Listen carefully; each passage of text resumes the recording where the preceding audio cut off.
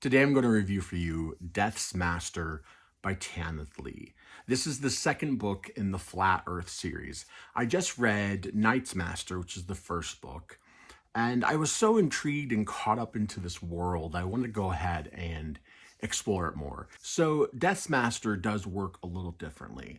It does have a series of stories where it focuses on certain elements, but they're all part of one ongoing story that really involves two main characters, that is Zerum and Simu, and both of them have been born from extraordinary circumstances.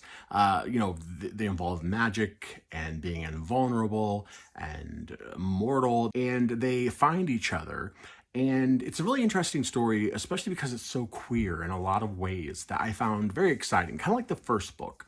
There's a lot of queerness in that. It's very casually laid out. One of the things that's really interesting about that is that Simu can actually change gender at will because of the nature of how he or she was made, and it just creates a really interesting situation. In my review of Night's Master, I think I was a little dismissive of people who were worried about the sort of age gap going on in that book. It's one of those things where it's like, oh, well, we're talking about demons and da da da. It's like a whole fantasy situation. But this comes up a lot more in this book.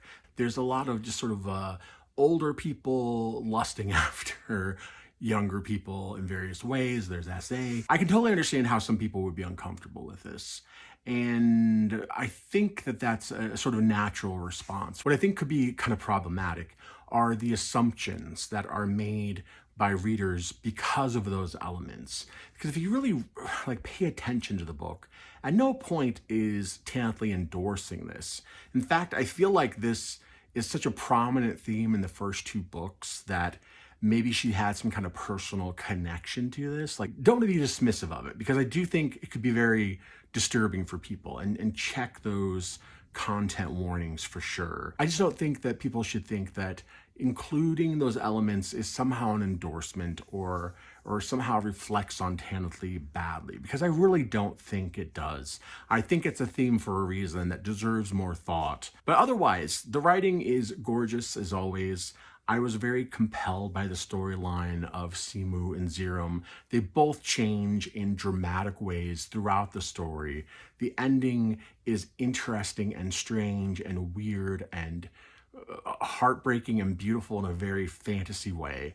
I greatly enjoyed Death's Master.